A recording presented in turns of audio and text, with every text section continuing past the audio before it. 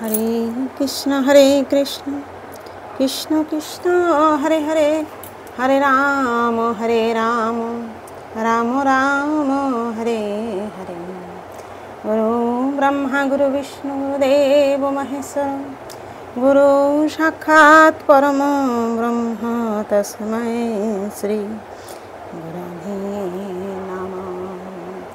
नमो ब्रह्मण्य देवाय गो ब्रह्मण हिताय च जगद्धिताय श्रीकृष्णाय गोविंदाय नमो नमः।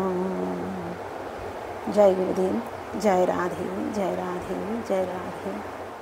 पाठ करছি শ্রীমদ্ ভাগবত গীতা দশম অধ্যায় বিভূতি যোগ, শ্লোক নাম্বার 17। কথং বিদ্যামহং যোগিনস্তাং তা সদা পরিচিন্তয়ন কেষু কেষু চ ভাবেষু চিন্তসি ভগবন্ময়া।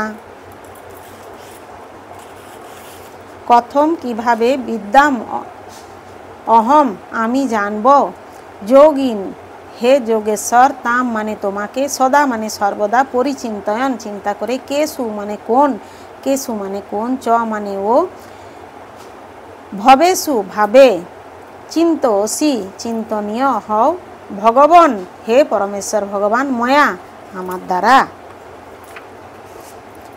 অনুবাদ। হে যোগেশ্বর, কিভাবে সর্বদা আমি তোমার চিন্তা করব এবং কিভাবে আমি তোমাকে জানতে পারবো। হে ভগবান, কোন কোন বিবিধ রূপের মাধ্যমে আমি তোমাকে চিন্তা করব। তাৎপর্য। পূর্ববর্তী অধ্যায়ে বর্ণনা করা হয়েছে যে পরমেশ্বর ভগবান তার যোগ মায়া দ্বারা আবৃত থাকেন, যারা তার চরণে সর্বতোভাবে আত্মসমর্পণ করেছেন এবং ভক্তরাই কেবল তাকে দর্শন করতে পারেন।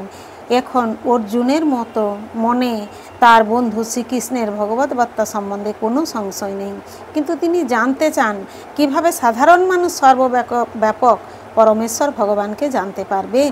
কোনো সাধারণ মানুষ, নাস্তিক ও সুরেরা শ্রীকৃষ্ণকে জানতে পারে না, কারণ তিনি যোগ মায়া শক্তির দ্বারা আচ্ছাদিত থাকেন। অর্জুন আবার এই প্রশ্নগুলি করেছেন তাদেরই মঙ্গলের জন্য। উত্তম ভক্ত কেবল তার নিজের জানার জন্যই আগ্রহী নন, কিন্তু সমগ্র মানব জাতিকে জানানোই তার উদ্দেশ্য। সুতরাং যেহেতু অর্জুন ভগবত ভক্ত বৈষ্ণব, তাই অহৈতুকী কৃপার বশবর্তী হয়ে তিনি ভগবানের সর্বব্যাপকতার নিগূঢ় রহস্যের আবরণ জনসাধারণের কাছে উন্মোচিত করেছেন। তিনি শ্রীকৃষ্ণকে বিশেষত যোগিন বলে সম্বোধন করেছেন, কারণ শ্রীকৃষ্ণ যোগ মায়া শক্তির অধীশ্বর। এই শক্তির প্রভাবে তিনি সাধারণ মানুষের কাছে নিজেকে আচ্ছাদিত করে রাখেন অথবা প্রকাশিত করেন। যে মানুষের শ্রীকৃষ্ণের প্রতি ভক্তি নেই, সে শ্রীকৃষ্ণের সব কথা সব সময় চিন্তা করতে পারেন না, তাই তাকে জড়জাগতিকভাবে চিন্তা করতে হয়। অর্জুন এই জড়জগতের বিষয়াসক্ত মানুষের কথা বিবেচনা করেছেন। কেষু কেষু চ ভাবেষু কথাটি জড় প্রকৃতিকে নির্দেশ করে। যেহেতু জড়জাগতিক মানুষেরা শ্রীকৃষ্ণের অপ্রাকৃত স্বরূপ উপলব্ধি করতে পারে না, তাই তাকে নির্দেশ দেওয়া হয়েছে,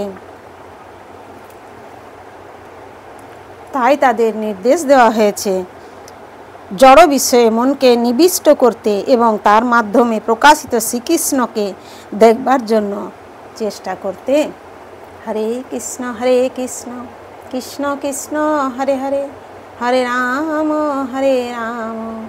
রাম রাম হরে হরে। জয় গুরুদেব, জয় রাধে জয় রাধে জয় রাধে।